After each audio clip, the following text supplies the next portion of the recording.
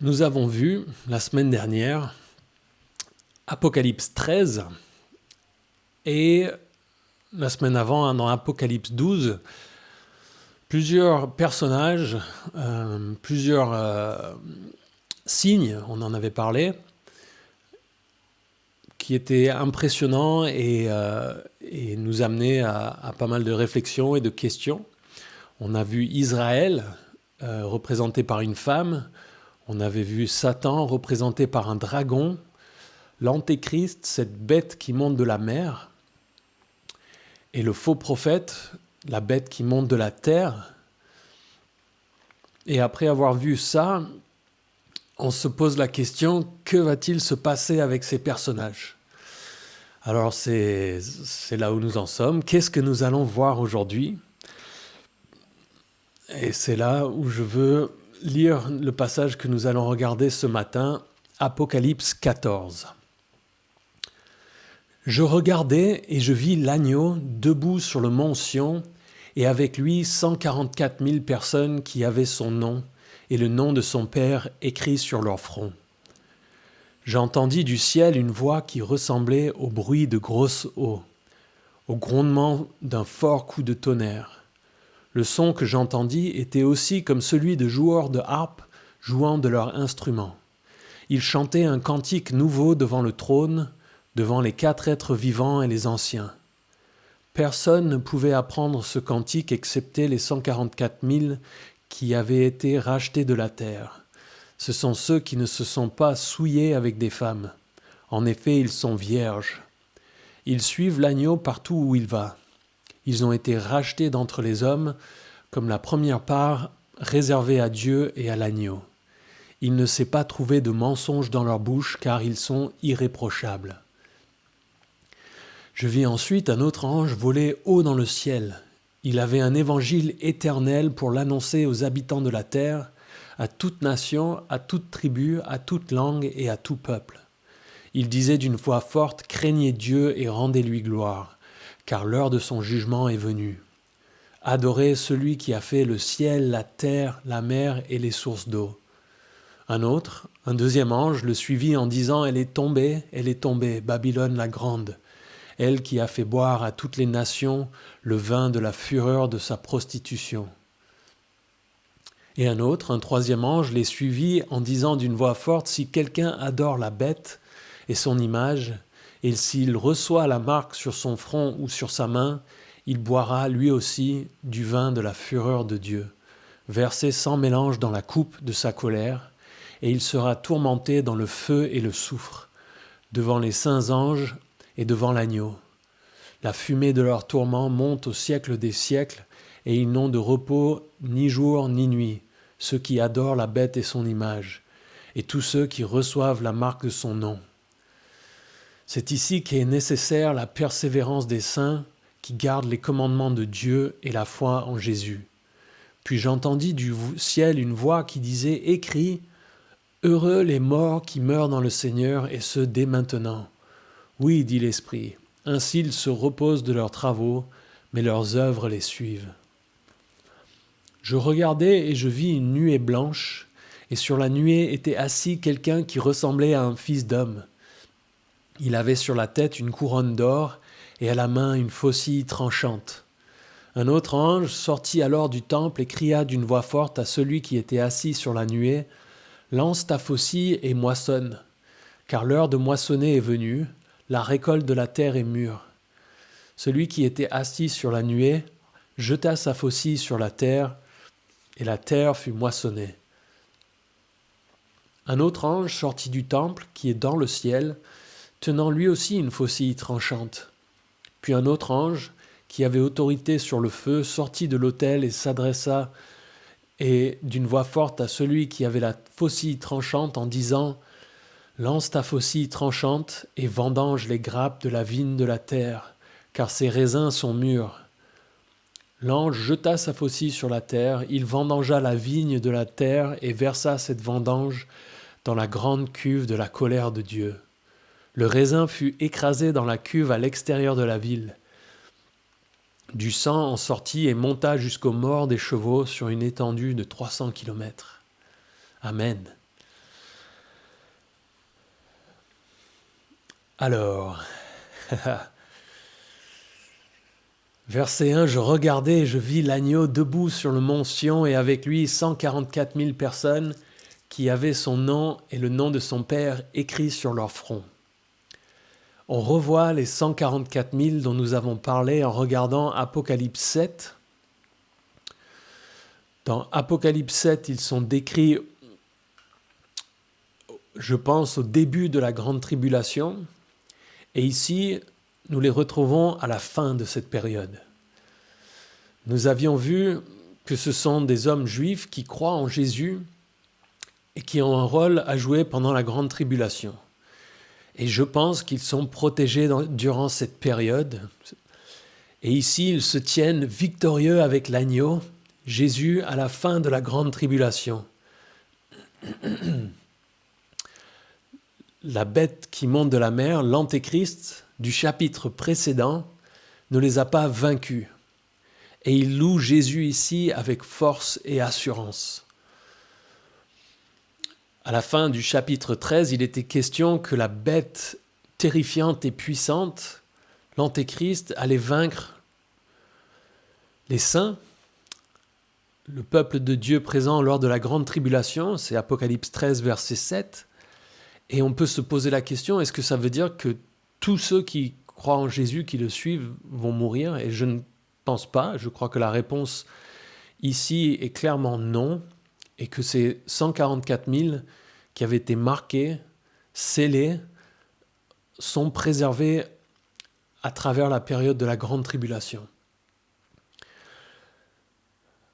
Alors ce mont Sion, là où ils se tiennent, qu'est-ce que c'est? Où est-ce? Sans entrer dans les détails historiques et topographiques, on va dire que c'est le nom ancien qui désigne la ville de Jérusalem. Et concernant la venue du Messie, il s'agit plus précisément de la colline sur laquelle Jésus doit venir pour régner. Il en est question à de nombreuses reprises dans l'Ancien Testament, Psaume 48, Ésaïe 24, 23, Joël 2, 32, Abdias, versets 17 et 21, Michée 4, 1 et 4, 7, etc., etc. Cette appellation a donné l'origine du mot sionisme ou sioniste que vous entendez. Ceux qui défendaient notamment un retour et un rétablissement de l'État d'Israël. Alors ici, certains voient ce qui est décrit et voient notamment la suite du passage où il est question du fait au verset 3 que ces 144 000 chantent un cantique nouveau devant le trône et se disent donc que ces 144 000 sont au ciel, qu'ils ont donc peut-être été tués finalement par la bête, ils ont été victimes de la bête et sont maintenant au ciel avec Jésus. Paul parle d'une ville de la montagne de Sion céleste dans Galates 4, 26. Et donc certains disent, voilà, il semble qu'ils soient au ciel à ce moment-là.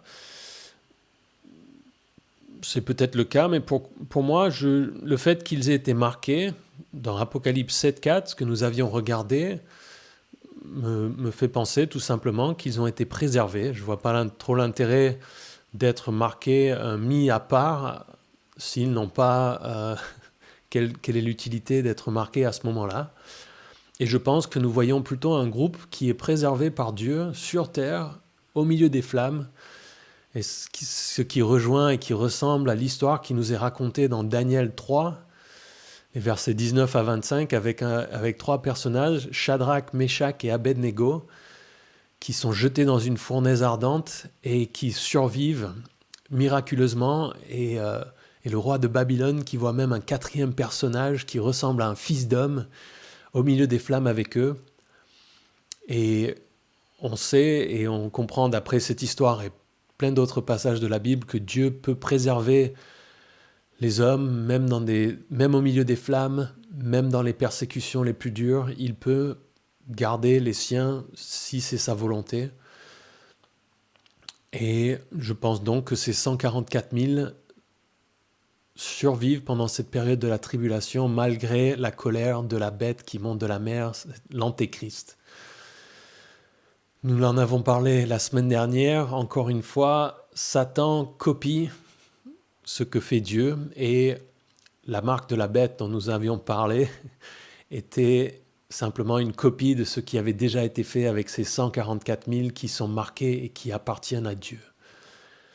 Et ici, il est intéressant de réfléchir à cette idée de nom. Aujourd'hui, dans le monde chrétien, il y a une multitude de dénominations. Il y a les catholiques, les orthodoxes, les protestants.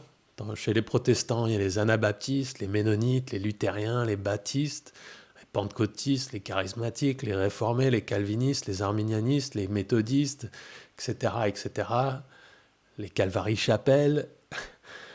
Mais Dieu ne nous voit pas de cette manière-là.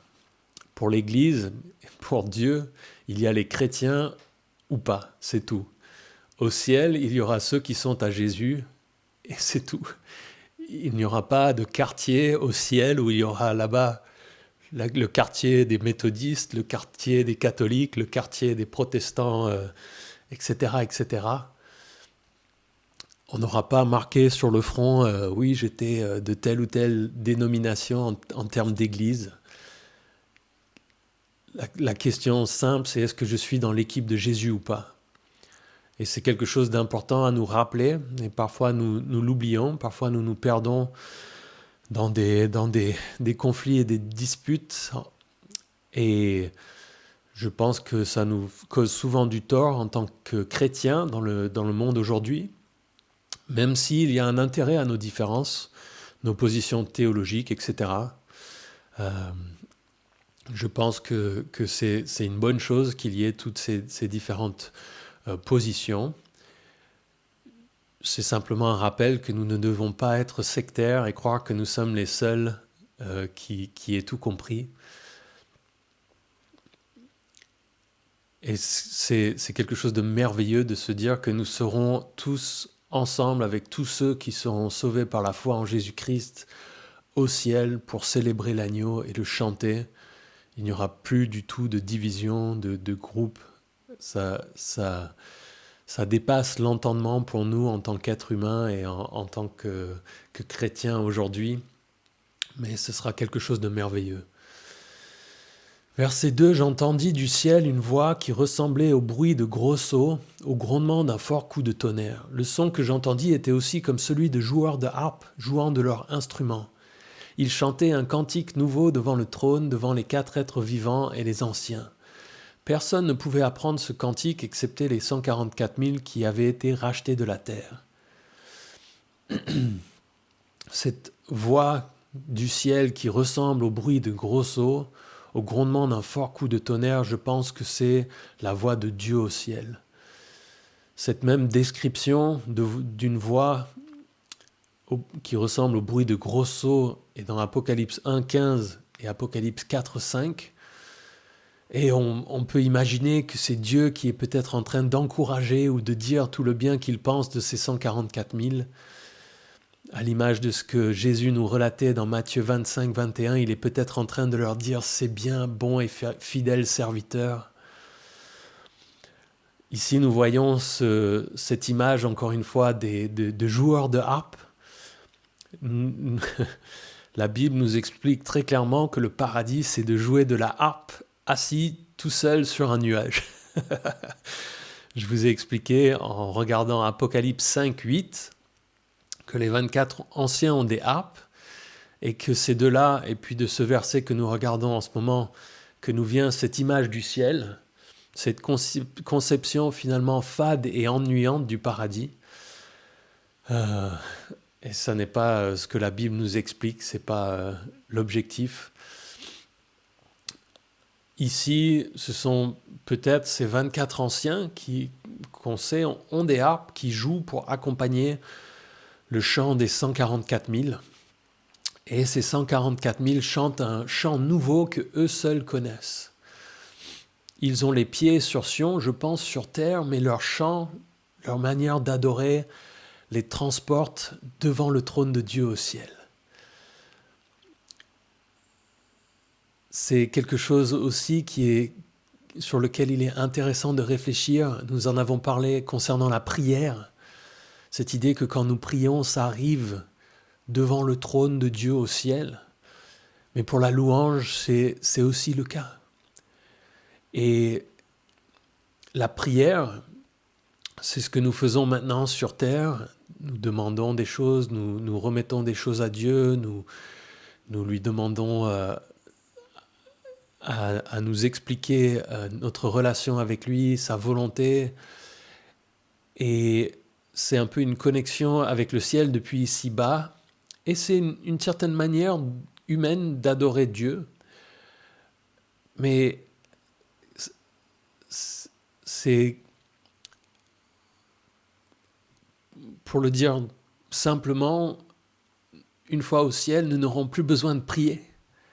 Nous connaîtrons Dieu, nous connaîtrons Jésus, et tout ce qu'il y aura alors à faire, c'est de louer Dieu. Ce sera l'essence même de notre activité, même si je ne pense pas que ce soit assis tout seul sur un nuage avec une harpe, chacun dans notre coin. Il y aura une louange, un chant, et ce sera l'essence même de notre activité parce que c'est ce qui est bon et naturel comme comportement vis-à-vis de Dieu. Et ce qui est chouette, c'est qu'on peut déjà commencer aujourd'hui à le louer, s'entraîner pour l'éternité. Nos voix se joindront aux voix des anges, aux voix de ceux qui ont été sauvés avant nous. Ensuite, verset 4, ce sont ceux qui ne se sont pas souillés avec des femmes. En effet, ils sont vierges. Ils suivent l'agneau partout où il va. Ils ont été rachetés d'entre les hommes comme la première part réservée à Dieu et à l'agneau. Il ne s'est pas trouvé de mensonge dans leur bouche, car ils sont irréprochables.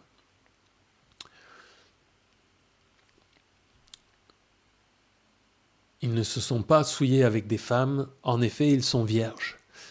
Certains pensent ici qu'il s'agit plutôt d'une description de leur pureté morale. Le début du verset 4 semble difficile à écarter à ce moment-là. Ils font référence à des passages où Paul parle d'une pureté spirituelle, notamment dans 2 Corinthiens 11.2. Mais même Paul parlait de l'intérêt de rester vierge en des temps difficiles, dans 1 Corinthiens 7, versets 25 à 35, de rester célibataire. Et Jésus parle des difficultés pour ceux qui auront des familles lors de la grande tribulation, dans Matthieu 24, 19 à 21.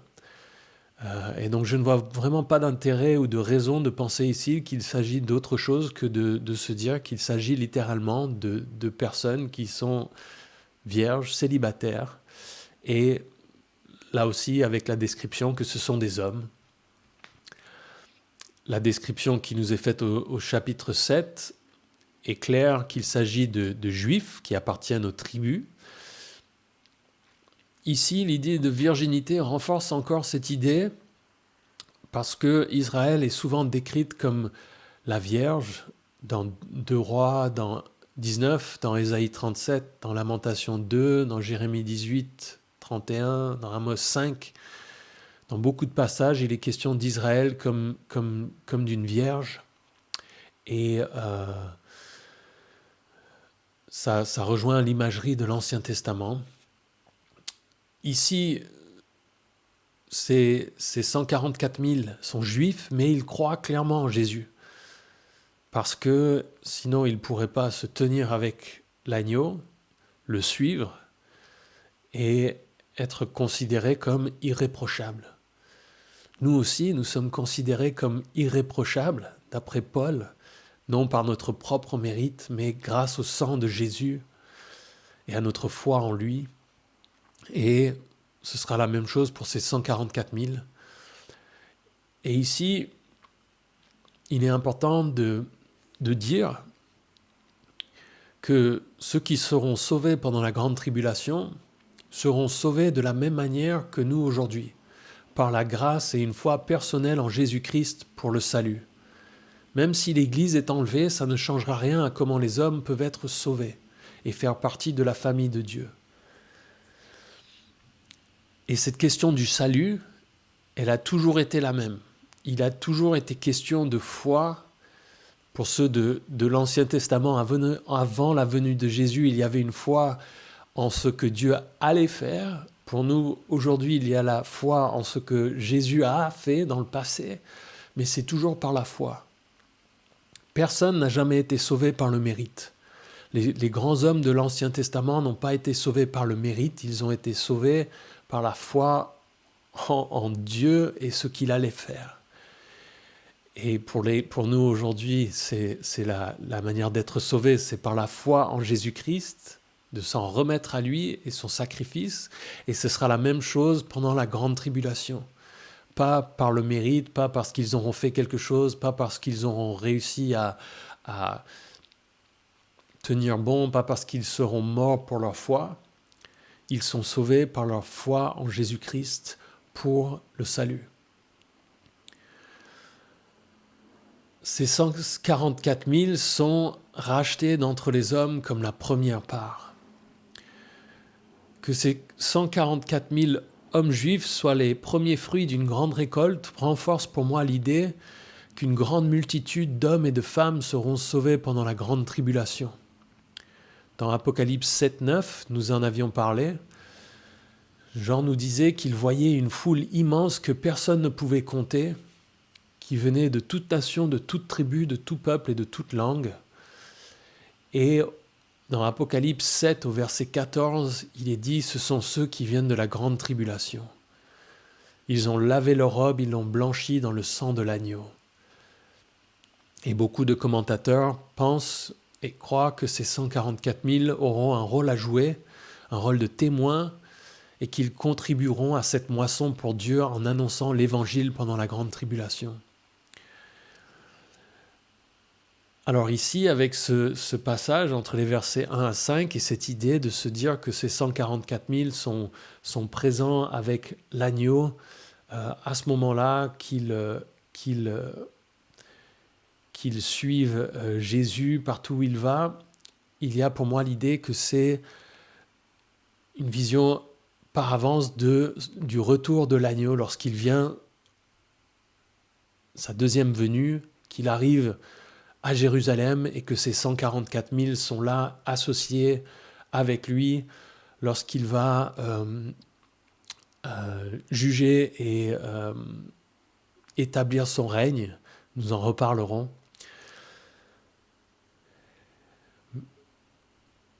Ces 144 000, ils n'ont pas de mensonge dans leur bouche car ils sont irréprochables. C'est vraiment un groupe spécial, encore une fois, et je rappelle que je crois que c'est un groupe que nous n'avons pas encore vu, et malgré tous les groupes qui essaient de se réclamer être ces 144 000, je crois que ça ne colle absolument pas à ce que nous voyons ici. Verset 6. « Je vis ensuite un autre ange voler haut dans le ciel. Il avait un évangile éternel pour l'annoncer aux habitants de la terre, à toute nation, à toute tribu, à toute langue et à tout peuple.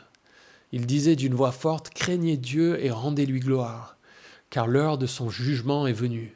Adorez celui qui a fait le ciel, la terre, la mer et les sources d'eau. »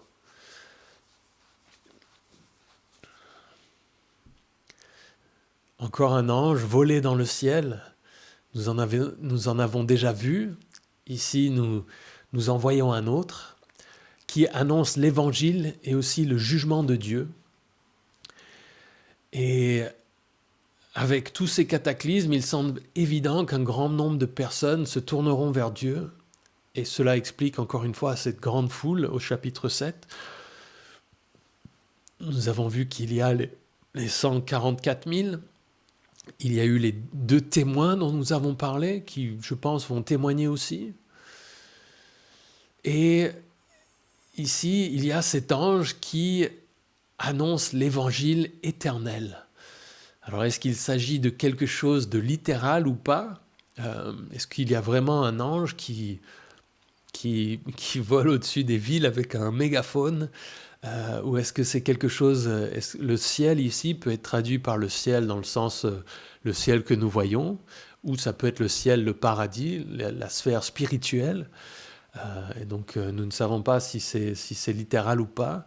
Ici, nous avons le sentiment qu'il y a une dernière possibilité, une dernière annonce de l'évangile de manière puissante par cet ange.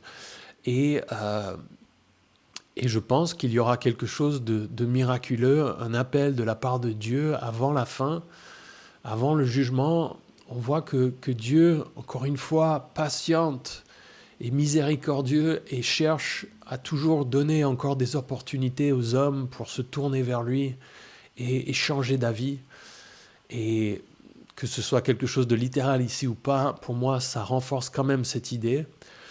Évangile éternel, est-ce qu'il s'agit de quelque chose de différent ?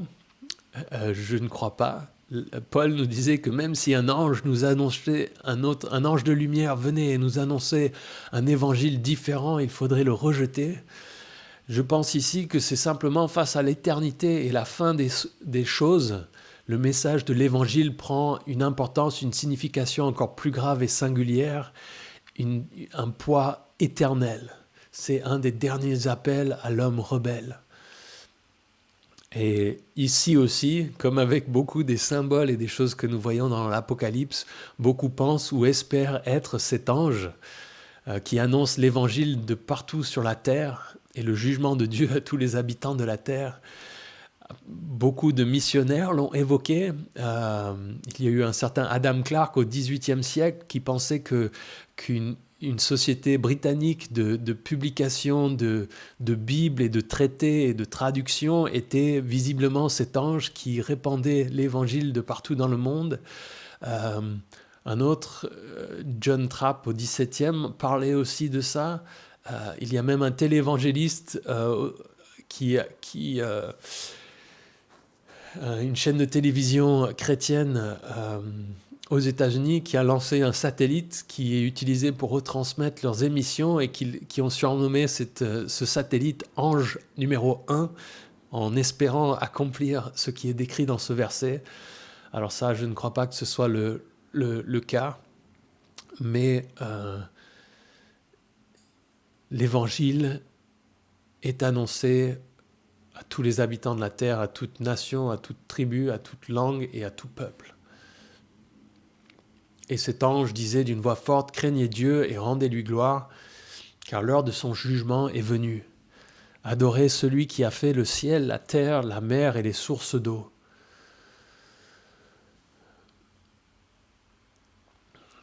Craignez Dieu et rendez-lui gloire. L'homme doit rendre gloire à Dieu et l'adorer volontairement de son vivant. Et s'il ne le fait pas de son vivant, il le fera après, mais de manière forcée et contrainte. Tous les hommes rendront gloire à Dieu tôt ou tard. Dans Philippiens 2, versets 9 et 11, Paul nous dit « C'est pourquoi aussi Dieu l'a élevé à la plus haute place et lui a donné le nom qui est au-dessus de tout nom, afin qu'au nom de Jésus, chacun plie le genou dans le ciel, sur la terre et sous la terre, et que toute langue reconnaisse que Jésus-Christ est le Seigneur à la gloire de Dieu le Père. » Et c'est quelque chose de tragique et de triste. Les hommes qui refuseront de reconnaître et de rendre gloire à Dieu seront obligés de le faire à la fin, mais lorsqu'il sera trop tard pour eux.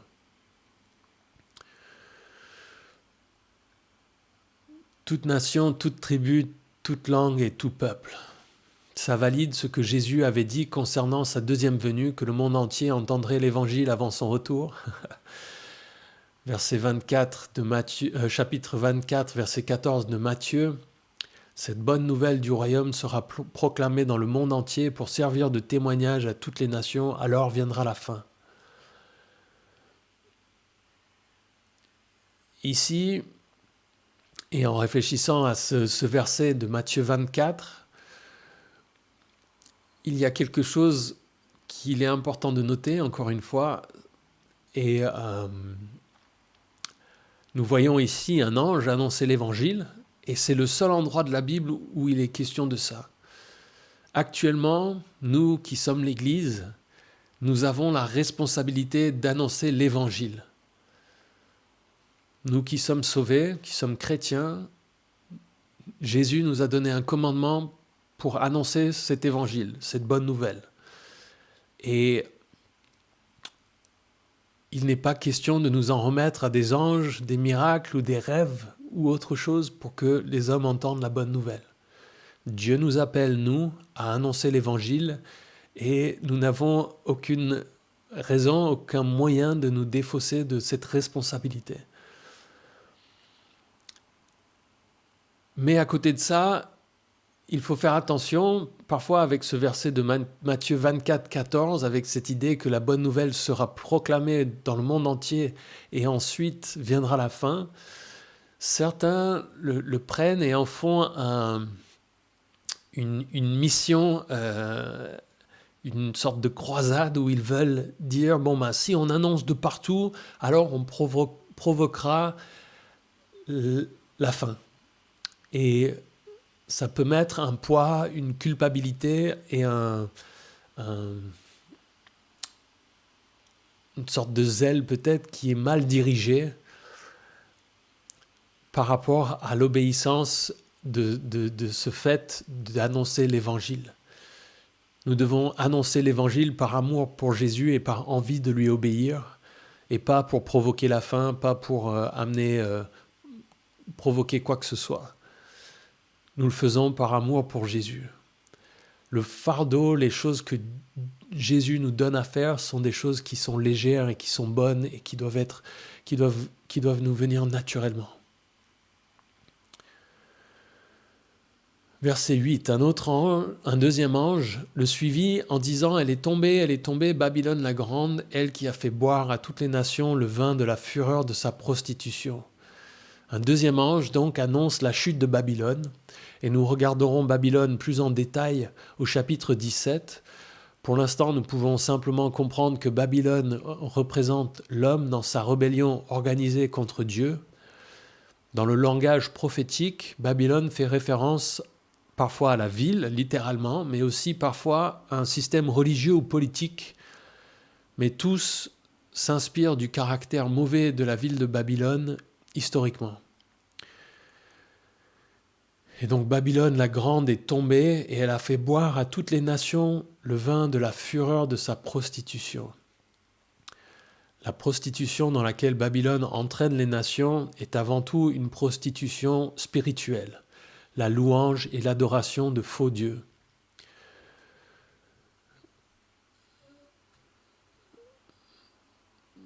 On peut noter cependant que même lorsque l'homme adore de faux dieux et qu'il ne s'agit pas de quelque chose de littéral, il y a souvent une immoralité sexuelle littérale qui accompagne l'immoralité, on va dire, spirituelle, le fait d'adorer de faux dieux ou de s'éloigner de Dieu.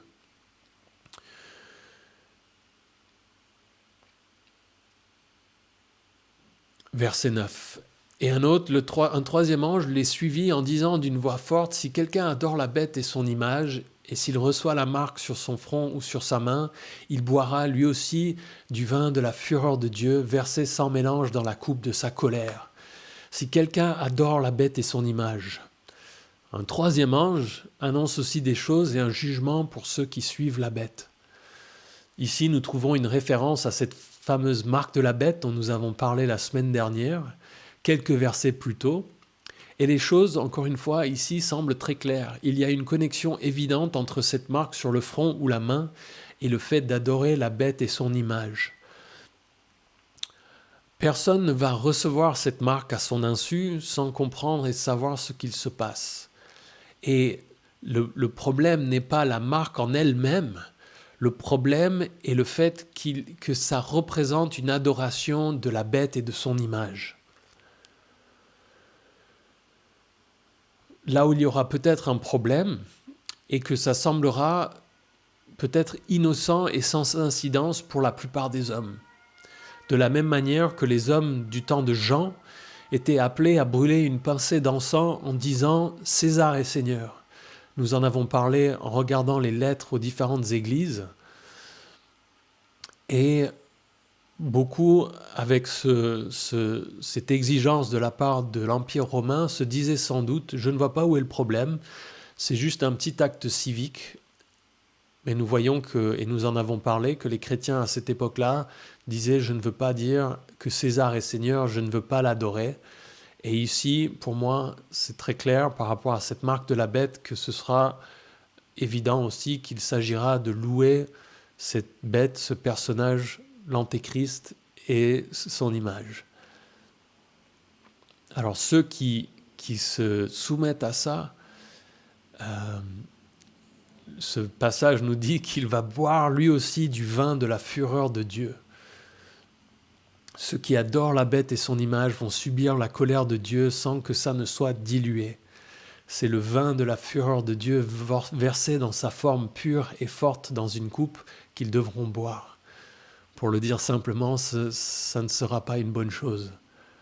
Cette idée d'une coupe de colère qui doit être bue par ceux qui sont condamnés apparaît, d'après les commentateurs, 13 fois. J'ai regardé rapidement en cherchant. Vous pouvez aller le faire si vous souhaitez le vérifier. 2 exemples sont le psaume 75, verset 9 et Jérémie 25, 15. Mais c'est quelque chose et une image qui revient dans l'Ancien Testament souvent. Et ça rejoint ce que Jésus voulait éviter si possible avant sa mort sur la croix. Dans Matthieu 26, 39, lorsqu'il priait la nuit avant sa crucifixion, Jésus priait « S'il est possible que j'évite de boire cette coupe, Père, je préfère ça. » Mais Jésus a pris cette coupe et l'a bu à notre place. Quelle grâce! Mais ici, il est clair, ceux qui le rejettent, ceux qui rejettent Jésus et ce qu'il a fait à la croix, eux par contre, ils vont devoir boire cette coupe eux-mêmes.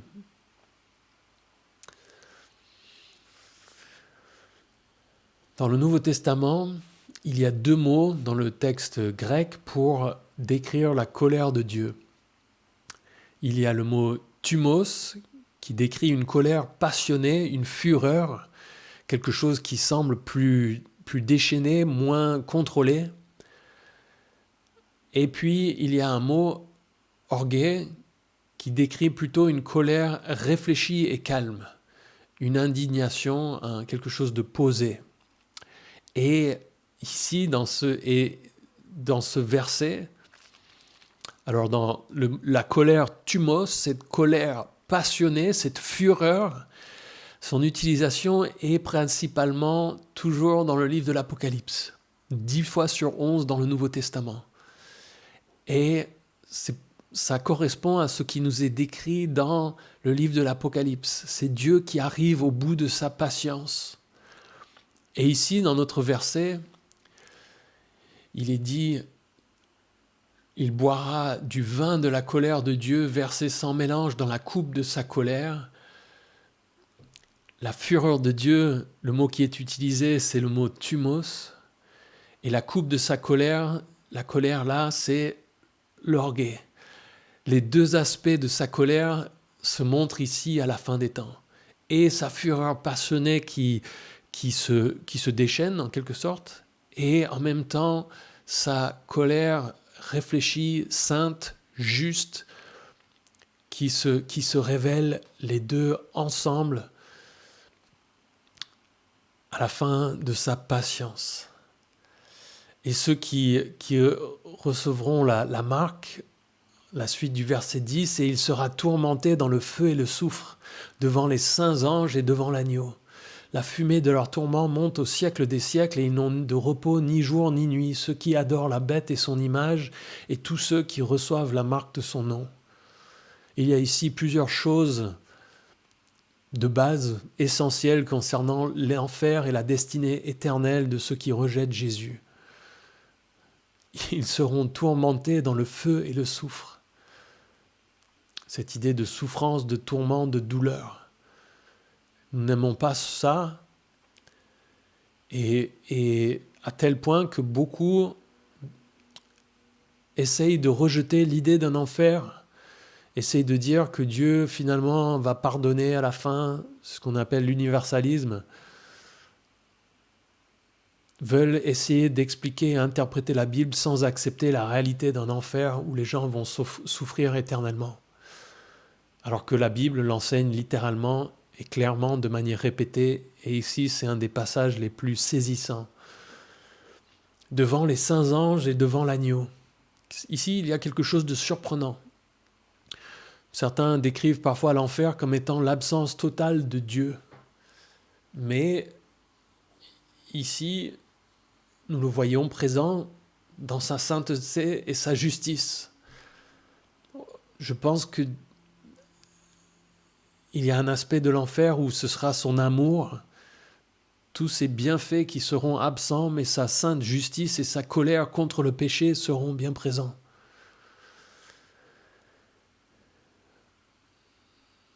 Et la fumée de leur tourment et l'absence de repos.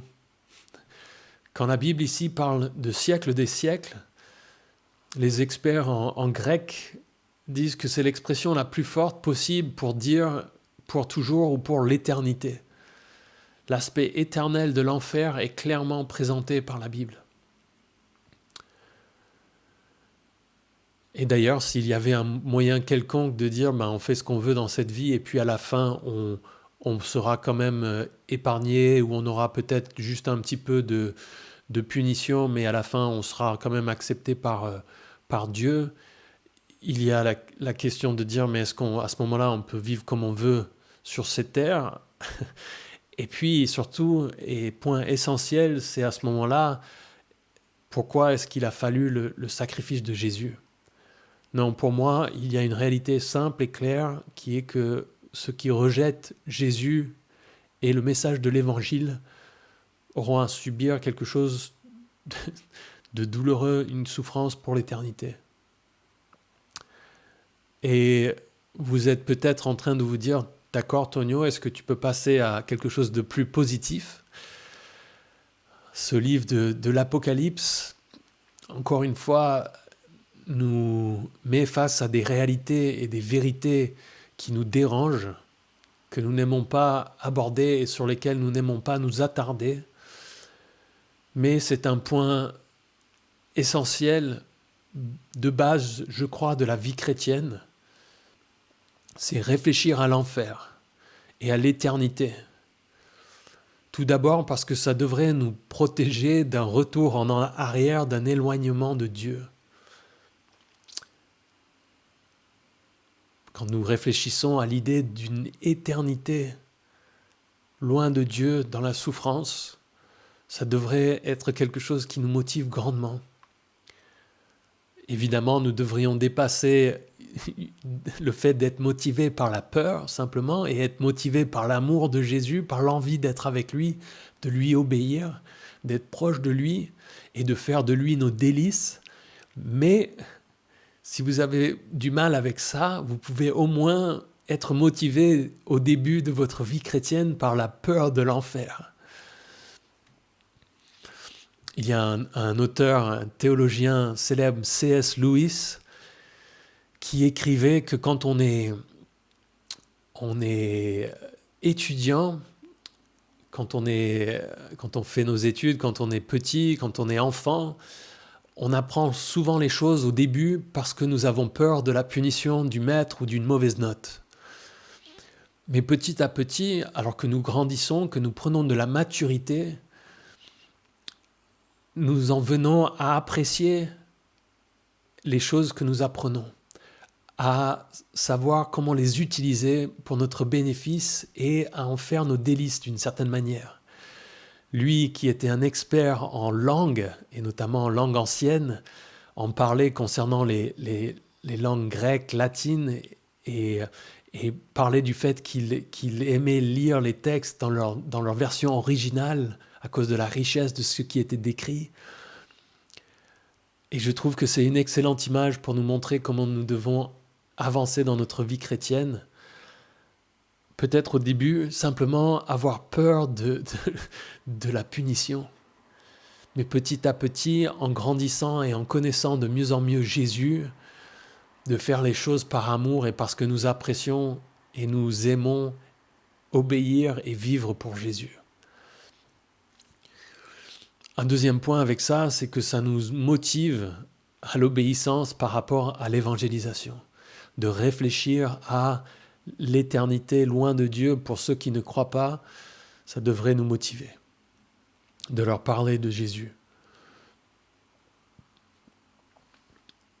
Les chrétiens sont appelés à être des citoyens, pas du monde, mais du ciel.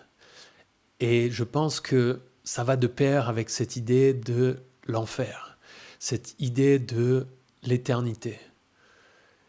Est-ce que nous vivons comme si le ciel et l'enfer sont des réalités?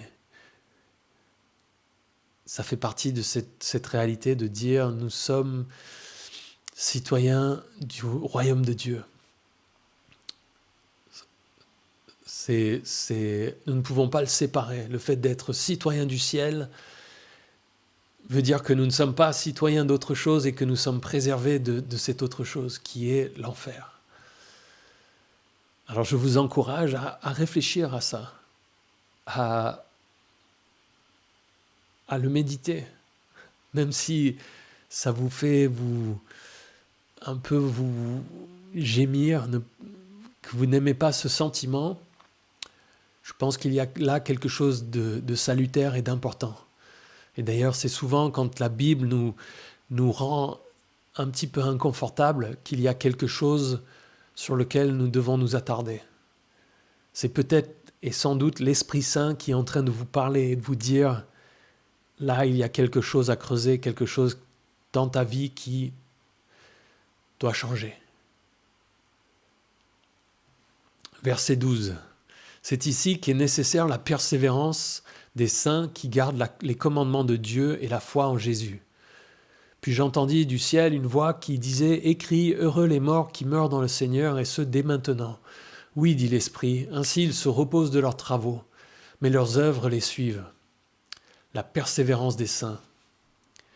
Il faudra de la persévérance aux saints à cette époque, pendant la grande tribulation et à la fin de la grande tribulation pour rester fidèles à Dieu et à ses commandements et pour garder leur foi en Jésus. Et il nous en faut aussi aujourd'hui. Mais je pense que cet encouragement qui suit s'applique à tous.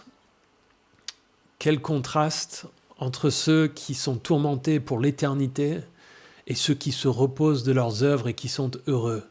Quelle joie, quelle motivation et quel encouragement pour ceux qui sont persécutés.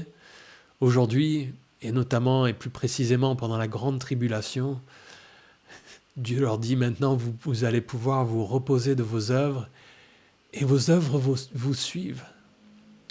On se souvient de ce qu'ils ont fait pour Dieu au ciel.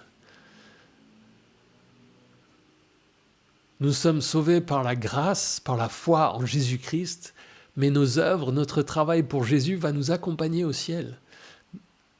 Ça donne une grande importance, une signification et un poids à ce que nous pouvons faire dans cette vie pour servir Jésus.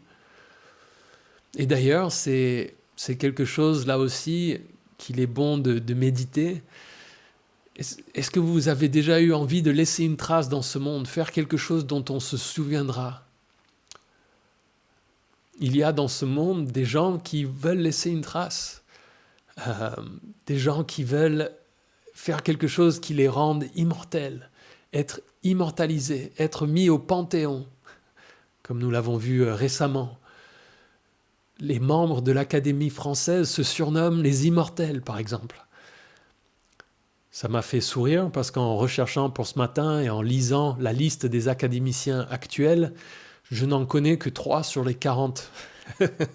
Donc, leur système n'a pas l'air de très bien marcher puisque je n'ai pas l'impression que beaucoup de personnes ne se souviennent de qui ils sont, même de leur vivant. Si vous voulez laisser une trace, si vous voulez faire quelque chose dont on se souviendra, servez Jésus. Investissez votre vie dans le royaume de Dieu. Servez Jésus de tout votre cœur et vous serez immortel en mieux, pas juste en mémoire d'homme. Vous serez vivant au ciel et on se souviendra de ce que vous aurez fait pour Jésus. Waouh! Quelle promesse! Verset 14, je regardais et je vis une nuée blanche et sur la nuée était assis quelqu'un qui ressemblait à un fils d'homme. Il avait sur la tête une couronne d'or et à la main une faucille tranchante. Un autre ange sortit alors du temple et cria d'une voix forte à celui qui était assis sur la nuée, « Lance ta faucille et moissonne, car l'heure de moissonner est venue, la récolte de la terre est mûre. » Celui qui était assis sur la nuée jeta sa faucille sur la terre et la terre fut moissonnée. Avant de continuer, une petite note peut-être pour certains, vous vous dites, il y a les 144 000, Tonio, tu nous as dit qu'ils étaient présents avec Jésus peut-être à Jérusalem lorsque Jésus revient, puis les 144 000 louent au ciel, et puis on voit ici maintenant ce qui semble être Jésus qui est assis sur une nuée, qui doit moissonner comment. Et encore une fois, je crois que le livre de l'Apocalypse et les images et les choses qui nous sont décrites, si on cherche à établir une succession absolument parfaite chronologiquement de tous ces événements et de toutes ces images, on tombe dans des choses assez ubuesques et difficiles. Et je pense qu'il faut voir ces images et ces différentes visions avec une certaine légèreté quant au déroulement exact et purement chronologique tel qu'il est, les choses arrivent dans le texte. Ici, nous voyons un fils d'homme avec une couronne d'or et une faucille. Certains ont du mal à accepter que ce soit Jésus ici parce que l'ange qui vient après, verset 15, semble donner un ordre à ce personnage, mais qui peut être décrit de cette manière à part Jésus ? Quelqu'un qui est sur une nuée, qui ressemble à un fils d'homme, qui a une couronne d'or, une couronne de vainqueur et qui a à la main une faucille tranchante. Je ne vois pas, pour moi, s'il s'agit de Jésus. Jésus a porté une couronne d'épines avant d'être crucifié, mais ici, il porte une couronne d'or comme il se doit. Et il s'agit d'une couronne de vainqueur. Jésus a vaincu. Et c'est en cette capacité qu'il se présente ici pour moissonner. L'heure de moissonner est venue, car la récolte de la terre est mûre. Le mot en grec original pour dire mûr ici veut dire trop mûr, presque desséché, presque pourri. C'est-à-dire que c'est une récolte à la dernière minute possible. Dieu attend et attend que ce soit le dernier moment possible pour juger. Il ne se hâte pas pour juger, pour moissonner. Non, il tarde en faisant preuve de patience, comme nous avons déjà vu à maintes reprises. Pierre nous l'expliquait dans 2 Pierre 3. Et ici, Jésus moissonne. Et un autre ange, verset 17, sort du temple qui est dans le ciel, tenant lui aussi une faucille tranchante. Puis un autre ange qui avait autorité sur le feu sortit de l'autel et s'adressa d'une voix forte à celui qui avait la faucille tranchante en disant « Lance ta faucille tranchante et vendange les grappes de la vigne de la terre, car ses raisins sont mûrs. » L'ange jeta sa faucille sur la terre, il vendangea la vigne de la terre et versa cette vendange dans la grande cuve de la colère de Dieu. La grande cuve de la colère de Dieu, une expression imagée, poétique et puissante pour parler de la colère de Dieu. Un autre ange moissonne. On a l'impression que Jésus peut-être a moissonné ceux qui étaient sauvés plutôt, avec un aspect peut-être plutôt positif, alors que cet ange ici semble moissonner ceux qui sont perdus, peut-être une moisson, on va dire une vendange avec un sens plutôt négatif, les pécheurs qui ne se sont pas repentis, les âmes perdues. Les raisins sont mûrs, encore une fois, cette même idée qui revient, et l'image qu'il y a ici avec la vigne de la terre, avec cette grande vendange dans la cuve de la colère de Dieu, et le verset 20 qui suit, le raisin qui est écrasé, et la question du sang nous donne l'idée de jus de raisin qui gicle comme du sang et qui évoque un carnage humain d'une grande violence. On peut voir ici aussi l'idée du rapport de force entre Dieu et l'homme. Comme il sera facile à l'homme d'écraser les raisins, comme il est facile à un homme d'écraser des raisins très mûrs sous ses pieds, il sera facile à Dieu de juger l'homme. Et puis verset 20, ce sang qui est étendu sur 300 km, nous avons une description du carnage et sans doute des conséquences de la bataille d'Armageddon que nous regarderons en passant dans Apocalypse 16, mais surtout dans Apocalypse 19. Et il y a ici des chiffres qui nous semblent complètement fantaisistes, surtout pour l'époque de Jean. Aujourd'hui, une bataille qui couvrirait une distance de 300 km n'est plus vraiment choquante. Pour vous donner une ordre de grandeur, le front ouest pendant la Première Guerre mondiale s'étendait sur plus de 750 km. Donc c'est même pas la moitié de ça. Et donc il y a l'idée d'un grand carnage, d'un jugement qui est à venir. Et donc nous voyons ici un jugement à venir de Dieu. Encore une fois, les choses au ciel qui contrôlent le déroulement. Nous devons être de ceux qui sommes des citoyens du ciel. Nous devons être de ceux qui rendent gloire à Dieu comme il se doit. Comme il est dit, comme l'ange nous mettait en garde au verset 7, « Craignez Dieu et rendez-lui gloire, car l'heure de son jugement est venue. Adorez celui qui a fait le ciel, la terre, la mer et les sources d'eau. » Cet ange l'annonce à ce moment-là de manière miraculeuse, mais c'est ce à quoi nous sommes appelés en tant que chrétiens. Nous devons craindre Dieu, lui rendre gloire. Nous savons que l'heure de son jugement vient. Nous devons adorer celui qui a fait le ciel, la terre, la mer et les sources d'eau. Le Créateur, celui qui a fait le ciel et la terre. Nous pourrions là-dessus parler de la question de la création de la terre par Dieu. Et de reconnaître que Dieu est le Créateur, c'est de lui rendre gloire. Mais pour ce matin, simplement une exhortation pour nous de réfléchir au ciel et à l'enfer, de méditer ces choses et de prier à ce que ces réalités aient un impact et un effet dans nos vies et notre obéissance à Jésus, parce qu'elles doivent avoir un effet sur nous. Prions ensemble. Jésus, merci pour ce passage, merci pour ta patience, ta grâce, ton amour pour nous. Merci pour ton sacrifice pour nous.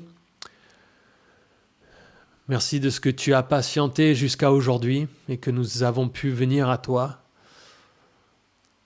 Aide-nous à être des citoyens du ciel, à comprendre ces choses, que cette réalité du ciel et de l'enfer ait un impact puissant dans nos vies.